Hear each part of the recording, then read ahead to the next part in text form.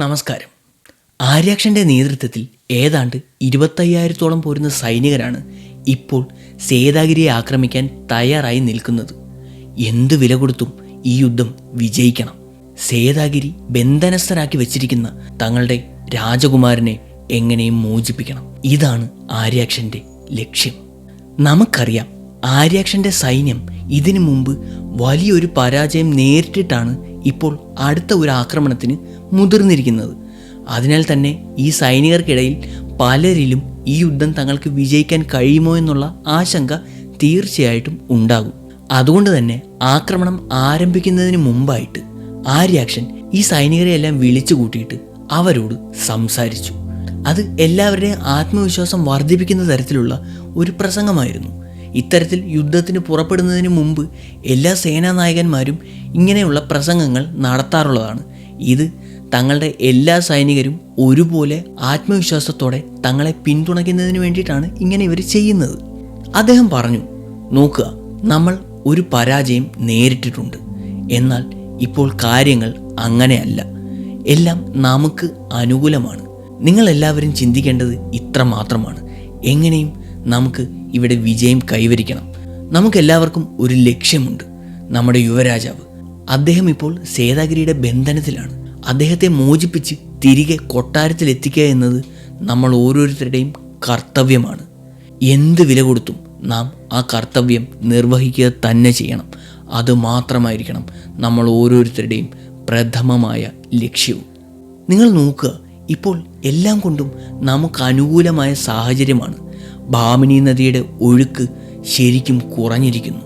നമ്മുടെ ചെറിയ വള്ളങ്ങളുടെ ഗതിയെപ്പോലും സ്വാധീനിക്കാൻ ഇപ്പോൾ ഈ നദിയുടെ ഒഴുക്കിന് ആവില്ല. അതുകൊണ്ട് തന്നെ ഇനി അങ്ങോട്ടുള്ള നമ്മുടെ ഓരോ നീക്കങ്ങളും നമുക്ക് അനുകൂലമായിരിക്കും. യാതൊരു തരത്തിലുള്ള തടസ്സങ്ങളും നമ്മുടെ ഒരു നീക്കങ്ങളെയും ബാധിക്കുകയുമില്ല. അതിനാൽ തന്നെ പൂർവാധികം ശക്തിയോടെ നമുക്ക് സേതാഗിരിയെ ആക്രമിക്കാനും ഈ യുദ്ധത്തിൽ വിജയം കരസ്ഥമാക്കാനും സാധിക്കും. നിങ്ങളെല്ലാവരും ആ ഒരു ആത്മവിശ്വാസത്തോടെ ഈ യുദ്ധത്തിൽ പങ്കെടുക്കുക. അതുതന്നെയാണ് നമ്മുടെ വിജയത്തിന് വേണ്ട ഏറ്റവും അനിവാര്യമായ ഘടകവും. ഇത്രയും കാലവും നമ്മൾ വിജയിച്ചിട്ടുള്ള ഓരോ യുദ്ധത്തിലും നിങ്ങൾ എനിക്ക് തന്നിട്ടുള്ള ആത്മബലം ചെറുതല്ല. അത് എനിക്ക് ഇന്ന് ഈ യുദ്ധത്തിൽ ഇവിടെയും കിട്ടണം. ആര്യാക്ഷൻ്റെ ഈ പ്രസംഗം അവിടെയുള്ള മുഴുവൻ സൈനികരിലും വലിയ ആത്മവിശ്വാസവും ആവേശവും പകർന്നു കൊടുത്തു. അവരെല്ലാവരും സേതാഗിരിയെ ആക്രമിച്ച് തങ്ങളുടെ യുവരാജാവിനെ മോചിപ്പിക്കാനായിട്ട് തിടുക്കത്തിലായി. അങ്ങനെ ഏതാനും നിമിഷങ്ങൾക്കകം തന്നെ ഒരു മഹായുദ്ധത്തിനുള്ള ഒരുക്കം അവിടെ ആരംഭിച്ചു കഴിഞ്ഞു. ഈ സൈനികരുടെ എല്ലാ ആവേശത്തിന് പിന്നിൽ മറ്റൊരു കാരണം കൂടിയുണ്ട്. ഇതിനു മുമ്പുള്ള ഓരോ മുന്നേറ്റത്തിലും ആര്യാക്ഷൻ ഇവിടെ ഈ കരയിൽ നിന്നിട്ടാണ് ഈ യുദ്ധത്തെയും ഇവരുടെ നീക്കങ്ങളെയും നിയന്ത്രിച്ചുകൊണ്ടിരുന്നത്. എന്നാൽ ഇത്തവണ അതിനൊരു മാറ്റമുണ്ട്. ആര്യാക്ഷനും ഈ സൈനികരോടൊപ്പം സേതാഗിരിയെ ആക്രമിക്കാൻ ഭാമിനി നദിയിലേക്ക് ഇറങ്ങാൻ പോവുകയാണ്. ഇവർ ഒന്നിച്ചാണ് ഇനി മുന്നേറാൻ പോകുന്നത്. അങ്ങനെ ഏതാണ്ട് 15ഓളം വലിയ നൗകകൾ ഭാമിനി നദിയിൽ നിരന്നിരിക്കുകയാണ്. ഇതിൽ 2 തട്ടുകളിലായിട്ടാണ് സൈനികരെ വിന്യസിച്ചിരിക്കുന്നത്. മുകളിലത്തെ നിലയിൽ ഏതാണ്ട് 60ഓളം പേരാണ് നിൽക്കുന്നത്. താഴത്തെ, അതായത് ഇതിൻ്റെ ഉള്ളിലുള്ള നിരയിൽ 40ഓളം സൈനികരാണ് ഉള്ളത്. ഇവരാണ് ഈ വള്ളത്തെ തുഴയുന്നതും നിയന്ത്രിക്കുന്നതും. ഈ മുകളിലുള്ള 60ഓളം പേര്, അവരുടെ കയ്യിൽ വലിയ പരിചകളുണ്ട്. ഇവർക്ക് നേരെ അസ്ത്രങ്ങളുടെ ആക്രമണം ഉണ്ടാകാനുള്ള സാധ്യത വളരെ കൂടുതലാണ്. അതിനാലാണ് സ്വയരക്ഷയ്ക്കായിട്ട് ഇവർ ഇത്തരം വലിയ പരിചകൾ കയ്യിൽ കരുതിയിരിക്കുന്നത്. ഇനി ഈ വലിയ നൗകകൾ കൂടാതെ ഇവർ നേരത്തെ തയ്യാറാക്കിയിട്ടുള്ള ചെറിയ നൗകകളും പരസ്പരം കൂട്ടിച്ചേർത്ത് കെട്ടിയിട്ടുള്ള ഇടത്തരം നൗകകളും ഇവരോടൊപ്പം ഉണ്ട്. ഇതിൽ ഏതാണ്ട് 15 മുതൽ 30ഓളം പേർ കയറാൻ സാധിക്കും. ഈ ചെറിയ നൗകകളിൽ യാത്ര ചെയ്യുന്ന സൈനികരാണ് ഏറ്റവും കൂടുതൽ അപകട സാധ്യത നേരിടേണ്ടി വരുന്നത്. കാരണം ഇവർക്ക് നേരെ അസ്ത്രങ്ങളുടെ ആക്രമണം ഉണ്ടായാൽ ഇവർക്ക് അതിനെ അതിജീവിക്കാനുള്ള സാധ്യത വളരെ കുറവാണ്. അതിനാൽ തന്നെ ഇവർ കൂടുതൽ ജാഗ്രതയോടെ വേണം മുന്നേറാൻ. മാത്രമല്ല, ആര്യാക്ഷൻ ഈ ചെറിയ നൗകകളിൽ പോകുന്ന സൈനികരെ വെച്ചിട്ടാണ് തങ്ങളുടെ ആക്രമണത്തിൻ്റെ സുപ്രധാന നീക്കങ്ങളും മുന്നിൽ കണ്ടിരിക്കുന്നത്. അങ്ങനെ ആര്യാക്ഷൻ്റെ നേതൃത്വത്തിൽ ആ സൈനിക വ്യൂഹം ഭാമിനി നദിയിലൂടെ സേതാഗിരിയെ ലക്ഷ്യമാക്കി മുന്നേറാൻ തുടങ്ങി. നദിയുടെ ഒഴുക്കിൻ്റെ ശക്തി കുറവായതിനാൽ തന്നെ വളരെ വേഗത്തിലാണ് ഇവർ മുന്നേറുന്നത്. ഏതാനും നിമിഷങ്ങൾക്കുള്ളിൽ തന്നെ ഇവർ നദിയുടെ പകുതി ദൂരം താണ്ടി. അതായത് നേരത്തെ പോലെ തന്നെ ഇവർ ഇപ്പോൾ സേതാഗിരിയുടെ അസ്ത്രങ്ങളുടെ ദൂരപരിധിയിലാണ് നിൽക്കുന്നത്. ഏത് നിമിഷവും സേതാഗിരിയുടെ ഒരു വലിയ ആക്രമണം ഇവർക്ക് നേരെ ഉണ്ടാകാം. സൈനികരെല്ലാം തന്നെ ശ്വാസം അടക്കി പിടിച്ച് ആ ഒരു നിമിഷത്തിനായി കാത്തിരിക്കുകയാണ്. എന്നാൽ അപ്പോഴും ആര്യാക്ഷൻ്റെ കണ്ണുകളിൽ പ്രതികാരത്തിൻ്റെ തീനാളം എരിയുകയായിരുന്നു. Welcome to fine story.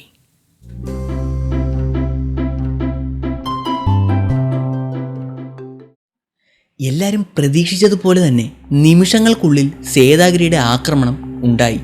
10,000-കണക്കിന് അസ്ത്രങ്ങൾ ഒരു പെരുമഴ പോലെയാണ് ഈ നൗകകൾക്ക് നേരെ വന്ന് വർഷിച്ചത്. ഈ ആക്രമണം ഇവർ നേരത്തെ പ്രതീക്ഷിച്ചത് തന്നെയാണ്. അതിനാൽ തന്നെ ഈ അസ്ത്രങ്ങൾ കൊണ്ടുള്ള ആക്രമണത്തെ എങ്ങനെ നേരിടണമെന്നും ഇവർക്ക് അറിയാം. നൗകകളുടെ മുകളിൽ നിൽക്കുന്ന സൈനികർ അവർ തങ്ങളുടെ വലിയ പരിചകൾ ഉപയോഗിച്ചുകൊണ്ട് ഇവർക്ക് മുകളിൽ വലിയ ഒരു കവചം തീർത്തു.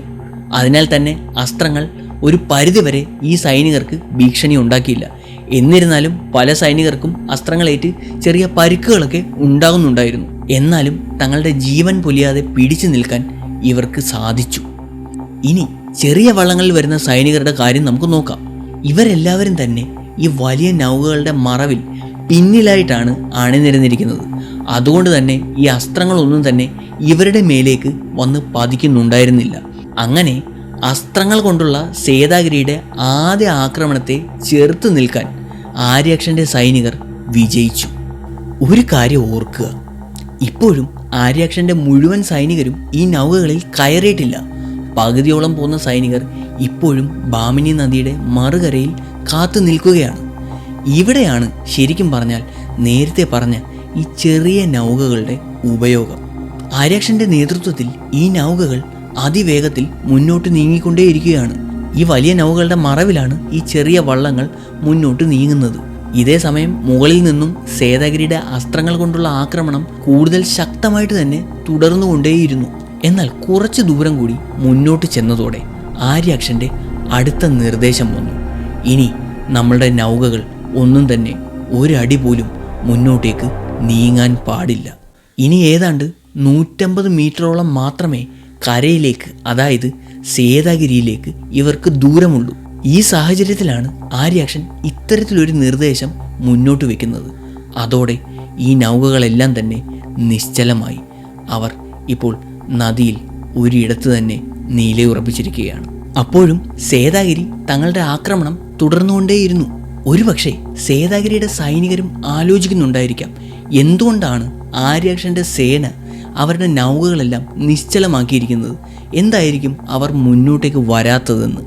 ഒരുപക്ഷെ ഇതിനു മുമ്പ് തങ്ങൾ നടത്തിയിട്ടുള്ള പാറകൾ കൊണ്ടുള്ള ആക്രമണത്തെ ഭയന്നിട്ടായിരിക്കും അവർ കരയിലേക്ക് കടക്കാൻ ഭയക്കുന്നതെന്ന് ഈ സേതാഗിരിയുടെ സൈനികർ അനുമാനിച്ചു. എന്നാൽ അവിടെയാണ് സേതാഗിരിക്ക് തെറ്റ് സംഭവിച്ചത്. ആര്യാക്ഷൻ്റെ പദ്ധതി മറ്റൊന്നായിരുന്നു. കുറച്ച് സമയത്തിനുള്ളിൽ സേതാഗിരിയുടെ സൈനികർ മറ്റൊരു കാഴ്ചയാണ് കണ്ടത്.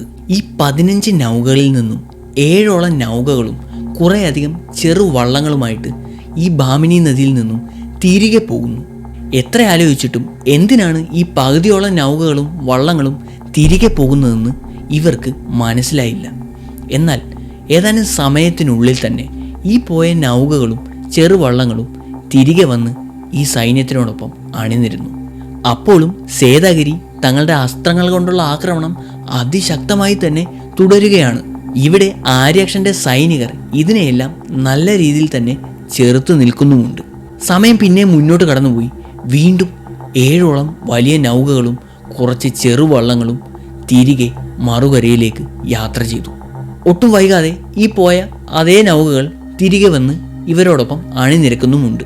ഇത് പല കുറി ആവർത്തിച്ചുകൊണ്ടേയിരുന്നു.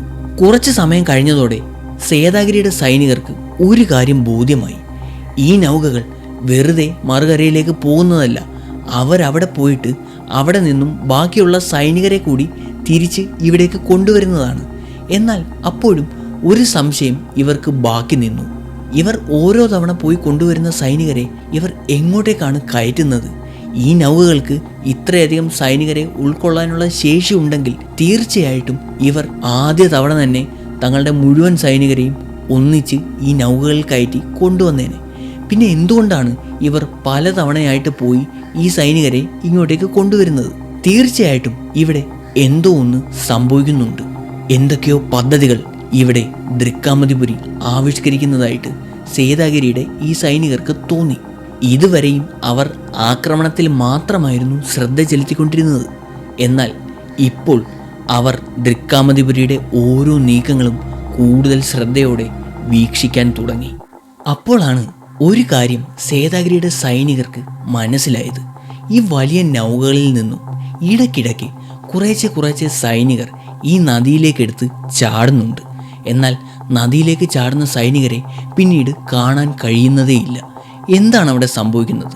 അവർ കൂടുതൽ ആകാംക്ഷയോടെ ഉറ്റുനോക്കാൻ തുടങ്ങി. അപ്പോൾ മറ്റൊരു കാര്യം കൂടി ഇവരുടെ ശ്രദ്ധയിൽപ്പെട്ടു. ഈ പോയി വരുന്ന നൗകകളിൽ നിന്നും ചെറുവള്ളങ്ങളിൽ നിന്നും കുറേശ്ശെ സൈനികർ അവിടെയുള്ള വലിയ നൗകകളിലേക്ക് വീണ്ടും കയറുന്നുണ്ട്. അതായത് ഒരു വശത്ത് നൗകകളിൽ നിന്നും ഈ സൈനികർ നദിയിലേക്ക് ചാടുമ്പോൾ മറുവശത്തുകൂടി മറുകരയിൽ നിന്നും സൈനികരെ ഇവർ ഇവിടെ എത്തിച്ച് ഈ നൗകകളിലേക്ക് വീണ്ടും നിറച്ചുകൊണ്ടേയിരിക്കുന്നു.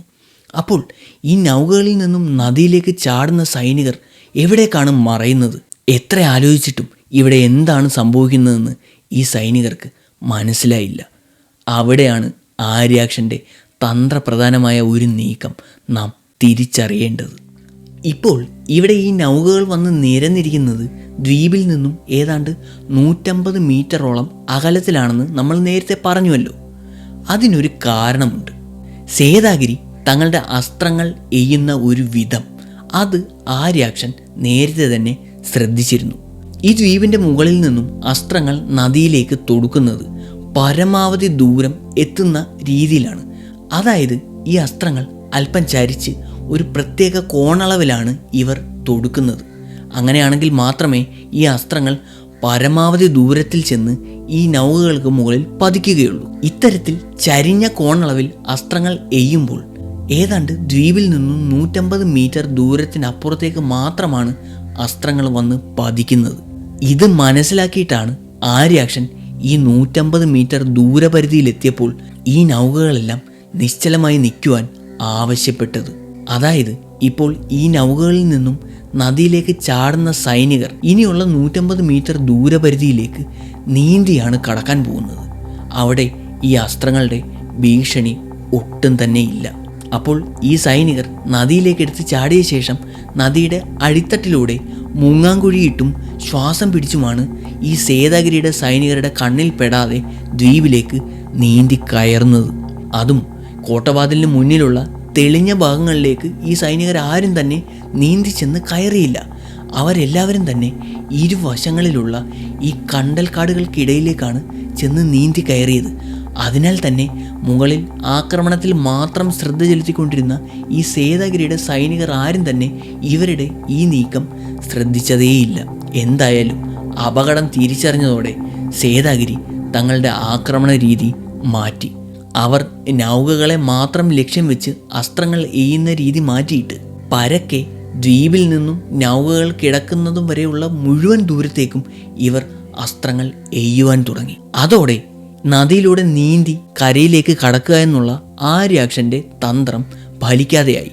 പിന്നീട് ആര്യാക്ഷൻ ഈ ഒരു രീതി മാറ്റുകയും ചെയ്തു. കൂടുതൽ സൈനികരെ അദ്ദേഹം നദിയിലേക്ക് ഇറക്കി അപകടത്തിലാക്കാൻ തുനിഞ്ഞില്ല. ഓർക്കുക, ഈ സമയം കൊണ്ട് ആര്യാക്ഷൻ തൻ്റെ 15,000-ഓളം പോരുന്ന സൈനികരെ മുഴുവനും ഇവിടെ എത്തിച്ചു. അതിൽ ഏതാണ്ട് 3,000-ഓളം സൈനികർ ഇപ്പോൾ ഈ നദി നീന്തിക്കടന്ന് ഈ കണ്ടൽക്കാടുകൾക്കിടയിൽ ചെന്ന് കയറിയിട്ടുണ്ട്.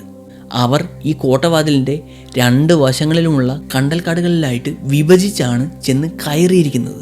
ഈ അപകടം സേതാഗിരി തിരിച്ചറിഞ്ഞതോടെ അവർ അവരുടെ 2ാമത്തെ ആക്രമണം കൂടി ഇതോടൊപ്പം ആവിഷ്കരിച്ചു. അതായത് മുകളിൽ നിന്നും വലിയ പാറകൾ താഴത്തേക്ക് ഉരുട്ടിയിടുക. ഇത്തരത്തിൽ വലിയ പാറകൾ ഇവർ ഈ ദ്വീപിൻ്റെ പല വശങ്ങളിലേക്കും ഉരുട്ടിയിടുവാൻ ആരംഭിച്ചു. എന്നാൽ അവിടെയും വ്യക്തമായ ഒരു ആസൂത്രണത്തോടു കൂടി തന്നെയാണ് ആര്യാക്ഷൻ ഇവിടേക്ക് ഈ സൈനികരെ നീന്തി കടക്കുവാൻ പറഞ്ഞു വിട്ടത്. ആര്യാക്ഷൻ ഇതിനു മുമ്പ് തങ്ങൾ നേരിട്ടിട്ടുള്ള പരാജയങ്ങളിൽ നിന്നും പല പാഠങ്ങളും ഉൾക്കൊണ്ടിട്ടാണ് ഇപ്പോൾ ഈ നീക്കത്തിന് മുൻകൈയെടുത്തിരിക്കുന്നത്. അദ്ദേഹത്തിന് നല്ല ബോധ്യമുണ്ടായിരുന്നു എങ്ങനെയൊക്കെ മുന്നേറിയാൽ ഇവർ ഉണ്ടാക്കാവുന്ന ഭീഷണികളെല്ലാം തരണം ചെയ്യാമെന്ന്. ആര്യാക്ഷന് ഒരു കാര്യം വളരെ വ്യക്തമായിരുന്നു. ഏതാണ്ട് 150 അടിയോളം ഉയരമുള്ള ഈ പാറയുടെ മുകളിൽ നിന്നും താഴേക്ക് നോക്കുകയാണെങ്കിൽ തീർച്ചയായിട്ടും ഈ പാറയോട് ചേർന്നിട്ടുള്ള കുറച്ച് ഭാഗം ഇവരുടെ ശ്രദ്ധയിൽ വരികയേയില്ല. മാത്രമല്ല, ഇനി മുകളിൽ നിന്നും ഇവർ വലിയ പാറകൾ താഴേക്ക് ഉരുട്ടിയിടുകയാണെങ്കിൽ പോലും ഈ പാറകൾ ഈ കിഴുക്കാന്തൂക്കായി നിലകൊള്ളുന്ന ഈ വലിയ പാറക്കെട്ടിൽ നിന്നും ഏകദേശം 15 മുതൽ 30 അടി ദൂരത്തെങ്കിലുമേ വന്ന് പതിക്കുകയുള്ളൂ. അതിനാൽ തന്നെ ഈ കണ്ടൽക്കാടുകൾക്ക് ഇടയിലേക്ക് വന്ന് കയറിയിട്ടുള്ള ഈ സൈനികർ ഏതാണ്ട് ഈ പാറക്കെട്ടിൽ നിന്നും 10 അടി ദൂരപരിധിക്കുള്ളിൽ മാത്രമാണ് ഇപ്പോൾ നിരന്ന് നിൽക്കുന്നത്. അതിനാൽ തന്നെ മുകളിൽ നിന്നും താഴേക്ക് ഉരുട്ടിയിടുന്ന ഈ പാറകളൊന്നും തന്നെ ഇവർക്ക് ഭീഷണിയാവുന്നതേയില്ല. മാത്രമല്ല, ഇവർ ഈ പാറകൾക്കിടയിൽപ്പെട്ട് മരിക്കുന്നുണ്ടോ ഇല്ലയോ എന്ന് തിരിച്ചറിയാൻ മുകളിൽ നിൽക്കുന്ന സേതാഗിരിയുടെ സൈനികർക്കിട്ട് കഴിയുന്നതുമില്ല. അതിനാൽ തന്നെ അവർ വളരെയധികം പരിഭ്രാന്തിയിൽ ഈ പാറകൾ മുകളിൽ നിന്നും താഴേക്ക് ഉരുട്ടിയിട്ടുകൊണ്ടേയിരുന്നു. ഇതോടൊപ്പം തന്നെ ചന്നം ഭിന്നം പരക്കെ ആ നദിയുടെ പല ഭാഗങ്ങളിലേക്കും ഇവർ അസ്ത്രങ്ങൾ തൊടുത്തുകൊണ്ടേയിരുന്നു. ഇത്തരത്തിൽ മണിക്കൂറുകളോളം ഈ സേതാഗിരി അവരുടെ ആക്രമണം ഈ സൈനികർക്ക് നേരെ തുടർന്നുകൊണ്ടേയിരുന്നു. അങ്ങനെ മണിക്കൂറുകൾ കടന്നുപോയി. മെല്ലെ മെല്ലെ സേതാഗിരിയുടെ ആക്രമണത്തിൻ്റെ തീവ്രത കുറയുവാൻ തുടങ്ങി. ഇത് തന്നെയാണ് ആര്യാക്ഷനും പ്രതീക്ഷിച്ചു നിന്നത്. എത്ര നേരം ഇവർക്ക് ഇത്തരത്തിൽ ആക്രമിച്ചുകൊണ്ടേയിരിക്കാൻ കഴിയും? സമയം മുന്നോട്ട് നീങ്ങുമ്പോൾ അവരുടെ ആയുധശേഷി കുറയും. അവർ സംഭരിച്ചു വച്ചിരിക്കുന്ന അസ്ത്രങ്ങളും പാറകളും തീർച്ചയായിട്ടും കുറയാൻ തുടങ്ങും. അതോടെ സേതാഗിരിയുടെ ആക്രമണത്തിൻ്റെ തീവ്രതയും കുറയും. ഇതിനു വേണ്ടി തന്നെയാണ് ആര്യാക്ഷൻ ഇത്രയും നേരം ഈ നൗകകളുമായി ഈ നദിയിൽ ഇങ്ങനെ നിലയുറപ്പിച്ചത്. ആര്യാക്ഷൻ പ്രതീക്ഷിച്ചത് കണക്ക് തന്നെ കുറേ സമയം കൂടി കഴിഞ്ഞതോടെ സേതാഗിരിയുടെ അസ്ത്രങ്ങൾ കൊണ്ടുള്ള ആക്രമണം ഏതാണ്ട് നിലച്ചു. പിന്നീട് സേതാഗിരി കൂടുതൽ ശ്രദ്ധ ചെലുത്തിയത് ഈ പാറകൾ മുകളിൽ നിന്നും താഴേക്ക് ഇടയ്ക്കിടയ്ക്ക് ഉരുട്ടി ഇട്ടുകൊണ്ടേയിരുന്നു. അതായത് ഒരു തരത്തിലും ഈ സൈനികർ ഇവിടേക്ക് നീന്തിയോ അല്ലെങ്കിൽ തങ്ങളുടെ നൗകകളിലോ വന്ന് കയറുവാൻ പാടില്ല. ഈ പാറകൾ ഉരുട്ടിയിട്ട് ഈ ഒരു ഭീതിപ്പെടുത്തുന്ന അന്തരീക്ഷം നിലനിർത്താനാണ് പിന്നീട് സേതാഗിരി ഏറ്റവും കൂടുതൽ ശ്രദ്ധ ചെലുത്തിയത്. എന്നാൽ അപ്പോഴും ആര്യാക്ഷൻ്റെ സേന അവിടെ ആ നദിയിൽ തന്നെ നിലയുറപ്പിച്ചു. നേരം ഇരുട്ടി തുടങ്ങി. അതോടെ അവിടെ ഒരു ഭീതിജനകമായ അന്തരീക്ഷം ഉടലെടുത്തു. ഇപ്പോൾ ഇരു കൂട്ടർക്കും പരസ്പരം കാണാൻ കഴിയുന്നതേയില്ല. എന്താണ് അവിടെ സംഭവിക്കുന്നതെന്ന് ആർക്കും യാതൊരു ധാരണയുമില്ല. ആര്യാക്ഷൻ്റെ സൈനികർ ഇനി എന്ത് നീക്കമായിരിക്കും നടത്താൻ പോകുന്നതെന്നുള്ള ആശങ്ക സേതാഗിരിയുടെ സൈനികരെയും, അതുപോലെ തന്നെ സേതാഗിരി ഇനി മറ്റെന്തെങ്കിലും പുതിയ പ്രതിരോധ സംവിധാനവുമായി വരുമോ എന്നുള്ള ആശങ്ക ഇവിടെ ആര്യാക്ഷൻ്റെ സൈനികരെയും ആകെ അലട്ടിക്കൊണ്ടേയിരുന്നു.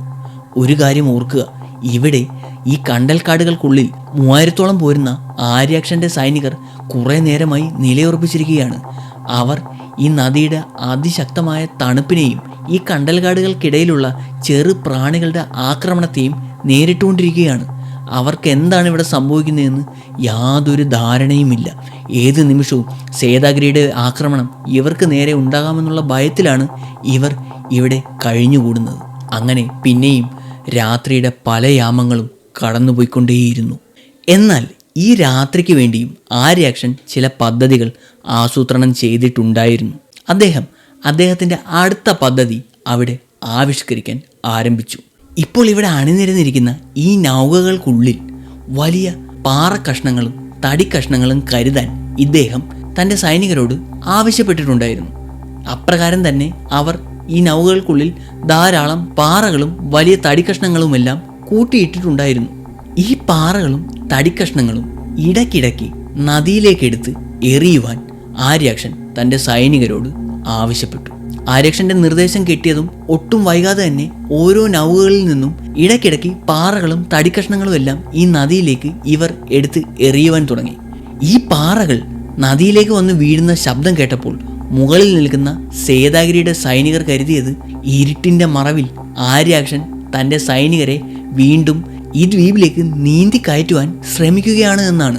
വിരളി പിടിച്ച ഈ സേതാഗിരിയുടെ സൈനികർ വീണ്ടും തങ്ങളുടെ അസ്ത്രങ്ങൾ പരക്കെ ഈ നദിയിലേക്ക് എയ്യുവാൻ തുടങ്ങി. മാത്രമല്ല, ഈ അസ്ത്രങ്ങളിൽ നിന്ന് രക്ഷപ്പെട്ട് ദ്വീപിലേക്ക് നീന്തി കയറുന്ന സൈനികരെ വധിക്കുന്നതിന് വേണ്ടി ഇവർ തുടർച്ചയായിട്ട് വലിയ പാറകൾ താഴേക്ക് ഉരുട്ടിയിട്ടുകൊണ്ടേയിരുന്നു. കുറേ നേരത്തേക്ക് ആര്യക്ഷൻ ഈ വിദ്യ ആവർത്തിച്ചുകൊണ്ടേയിരുന്നു. ഇതേ സമയം ഈ കണ്ടൽക്കാടുകൾക്കിടയിൽ നിൽക്കുന്ന സൈനികർ ഈ കാഴ്ചയെല്ലാം കണ്ട് ഭയന്നാണ് നിൽക്കുന്നത്. ഇവരുടെ മുന്നിലേക്കാണ് ഈ വലിയ ഭീമാകാരമായ പാറകൾ വന്ന് വീണുകൊണ്ടേയിരിക്കുന്നത്. ഇതെല്ലാം കണ്ട് ഈ പാറകളോട് ചേർന്ന് ഈ രാത്രി മുഴുവൻ ഇങ്ങനെ നിൽക്കുക എന്നത് ഏറെ ബുദ്ധിമുട്ടുള്ള ഒരു കാര്യമാണ്. എന്നാൽ സമയം പിന്നെയും മുന്നോട്ട് കടന്നുപോയി. അസ്ത്രങ്ങൾ കൊണ്ടുള്ള ആക്രമണം വീണ്ടും കുറയുവാൻ തുടങ്ങി. ഇത്തരത്തിൽ ഈ ആക്രമണം കുറയുന്നു എന്ന് കാണുമ്പോൾ വീണ്ടും നൗകകളിൽ നിന്നും പാറകളും തടിക്കഷ്ണങ്ങളും വെള്ളത്തിലേക്ക് വീഴാൻ തുടങ്ങും. ഈ ശബ്ദം കേൾക്കുന്നതോടെ മുകളിൽ നിന്നും സേതാഗിരിയുടെ സൈനികർ വീണ്ടും ആക്രമണം ആരംഭിക്കും. ഇത് പല കുറി ആവർത്തിച്ചു കൊണ്ടേയിരുന്നു. എന്നാൽ കുറേ നാഴികകൾ കടന്നു പോയപ്പോൾ ഈ ശബ്ദം കേട്ടാൽ പോലും മുകളിൽ നിന്ന് അസ്ത്രങ്ങൾ കൊണ്ടുള്ള ആക്രമണം ഇല്ലാതെയായി. എന്നാലും അപ്പോഴും അവർ പാറക്കഷ്ണങ്ങൾ മുകളിൽ നിന്നും താഴേക്ക് ഉരുട്ടിയിടുന്നത് തുടർന്നുകൊണ്ടേയിരുന്നു. ഒരു കാരണവശാലും സേതാഗിരിയിലേക്ക് ഈ സൈനികർ നീന്തി വന്ന് കയറുവാൻ പാടില്ല. അതിനുവേണ്ട പ്രതിരോധം സേതാഗിരി തുടർന്നുകൊണ്ടേയിരുന്നു. അങ്ങനെ ആ രാത്രിയുടെ അവസാന യാമങ്ങളായപ്പോഴേക്കും പാറകൾ കൊണ്ടുള്ള ചെറുത്തുനിൽപ്പും സേതാഗിരി അവസാനിപ്പിച്ചു.